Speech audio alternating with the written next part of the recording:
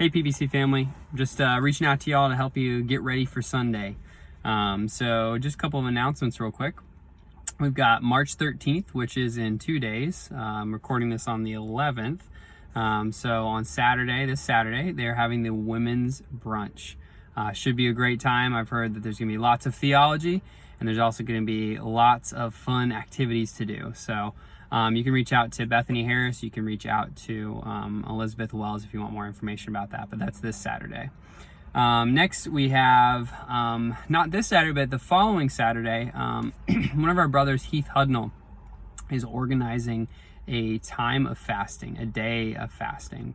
Now, we don't fast very often, and it sounds kind of weird to have a public time or a church-wide day of fasting. And this is particularly for the men, but this is, if you all feel, anyone who feels welcome to fast, this will be a day of fasting from food. It could be fasting from activities, could be fasting from a news source.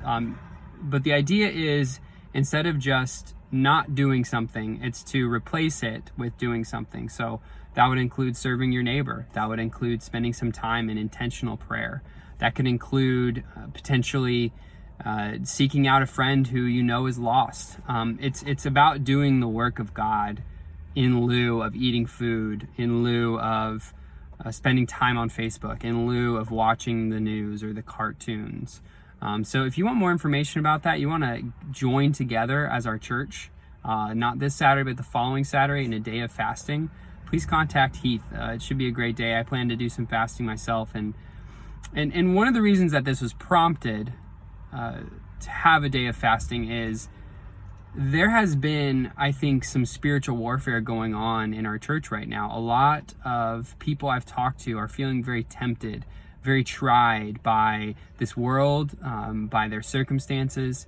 And so we want to have a day where we say we're going to commit this day to the Lord in a special and specific way to get our relationship with Christ right.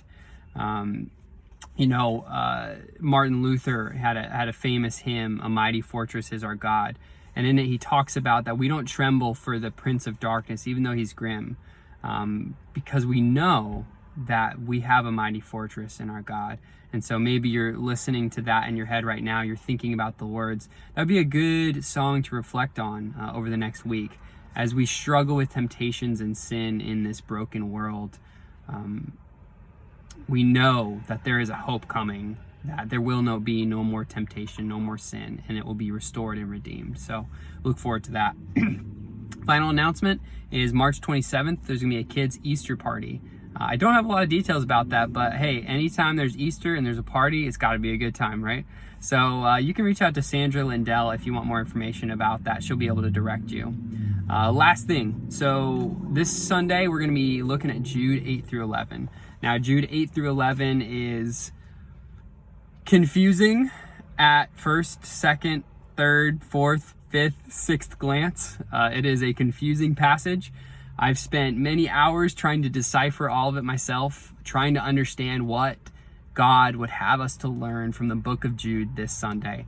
So it's been very trying. It's been very timely to try and learn about this passage and all the history of this passage. So if you want to go ahead and take a look at that passage of scripture, Jude 8 through 11, within the next 2 days, it would probably serve you well as we enter into a pretty interesting piece of scripture. So we're going to be looking at what exactly are these false teachers trying to teach us, and if we follow their lessons, if we are good students of these false teachers, what will be our conclusion? What will be our end?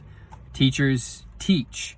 They hope to influence the people who are listening to them. And so as we look at these false teachers who have influenced our historical brothers and sisters, we're going to see if those lessons have continued to this day, and if they have, how we've been impacted by them and how we can combat these false teachings. So I'm looking forward to it.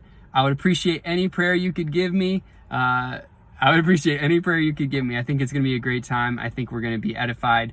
I think we're going to be exhorted, and I think that it's going to be an encouraging time overall as well. So God bless you, PBC. Can't wait to meet you and meet with you this Sunday.